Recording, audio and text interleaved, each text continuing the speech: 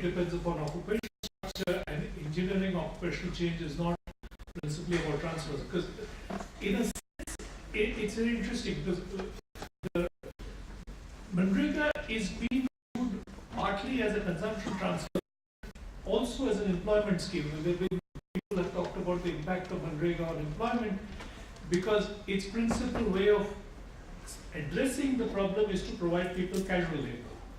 And in one sense, what you are saying, and what may be a way to look at, is to ask that if you want to give a support program, we want to target it at providing casual labor or facilitating them in some form of self-employment.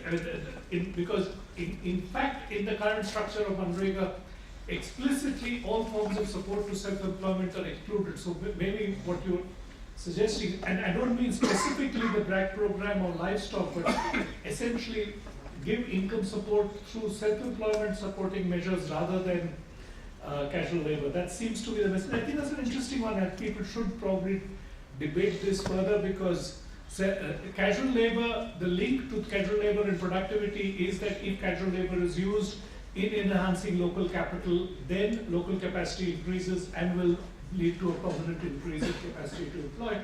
But the evidence of that has been mixed as to whether it has in fact led to that sort of rise in capital, but that would be worth looking at. Turning to your second argument, and that's been one which has engaged probably a lot of debate in India, since I've also partly contributed to it. I don't know where Rana is sitting in front of me. Is it the issue of causality between regulation and labor demand? I mean, the sense is it that regulation is constraining growth in employment, or is there something else which is constraining labor demand and therefore employment growth is not happening? Because the evidence seems to be that there are workarounds, regulations are there, but people find workarounds around them when other conditions for growth in manufacturing and demand are present. So, in a sense, the set of things which you didn't talk about, the ones about education, energy, transportation, and cities, and the availability of land, these are equally well constrained. So now, when you have multiple constraints, would your effort be solved? Because a certain degree of political effort will be needed in each one. Should you spend the political effort in a policy of deregulation? Because that would imply that is what will lead growth. Or is the binding constraint in one of these others? Address them, people will take care of the regulation by workarounds, adaptive solutions, and so on. I'm not sure whether we still have an answer to that. I'm going to pose this as a question, let people from the floor add if they need, and then we'll get back to you to respond. Thanks. The floor is now open. Maybe anybody? If there's nobody, I'll throw one. Sure. But comment, question rather than comments. Thank you, Robin, for bringing the cow back into husbandry consideration. I'm sure it's working. Is there any study that you've done in terms of what kind of contract labor is actually contracted into the city? You said there's a captive labor surplus which actually pushes the middle class in the rural areas, who then maybe come to the urban cities. So when the contract labor contractor picks up the labor, what kind of, is there any idea of what kind of profile these people are?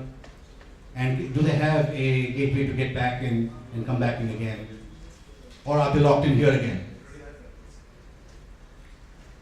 I'm going to allow a number of questions to collect rather than respond one at a time.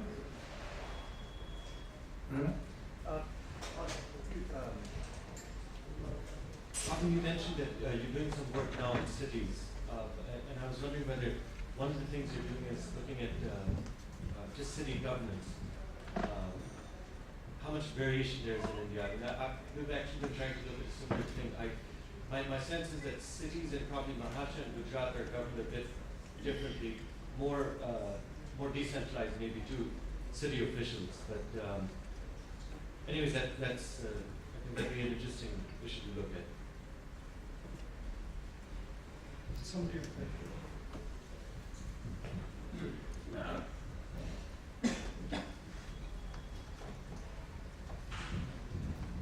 As I mentioned this morning, I'm Sri Prakash, Professor at the Academy of International Studies, and I had been a senior fellow of the Japan Foundation in that capacity, doing a project for them.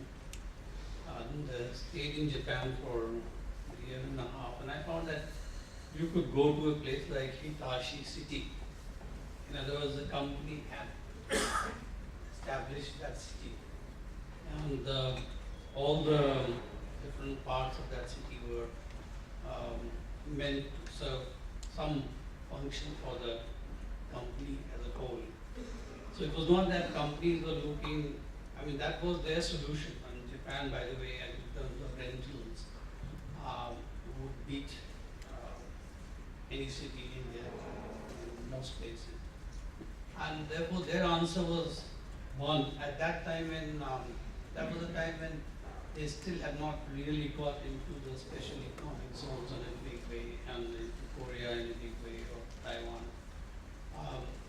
Since then they found many answers to that, but one of the answers they found is that companies establish a city, if it's big enough. And therefore then they don't have to pay a rent. They own the land, and they structure the construction in such a way that functions for the company as a whole. And I was wondering, whether we could not, given, as you said, that land prices away from the city were very different from what they were in the city, be also looking at such options, especially considering that Japan is also very interested in India in terms of future infrastructure building and so on. Thank you.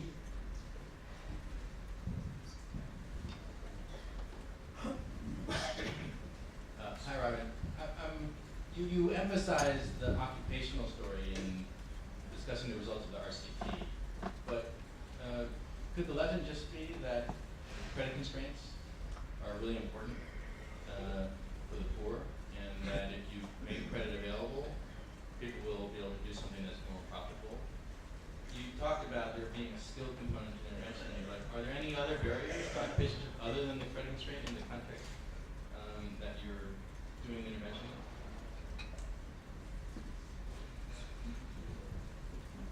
This one.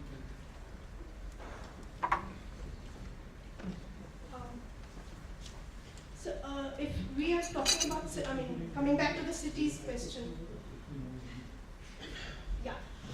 So if we are looking at sort of situating manufacturing industries in cities, Indian cities already have a very poor air quality. So how is that going to be impacted? Or would services be the answer rather than industry? Look, there's somebody to say. I think about contract labor, more than labor regulation, the motivation to hire contract labor is more because of maximizing the profit. The cost of a contract labor in manufacturing firms is roughly 35% to 40% that of the permanent worker. And now, as you might be knowing, this market for Gurgaon after this fundraise, now they have decided to have only regular workers, because cost of having a dissatisfied army of workers is much higher compared to that. The second thing, and this is also because it is motivated more by profit motive than by regulation.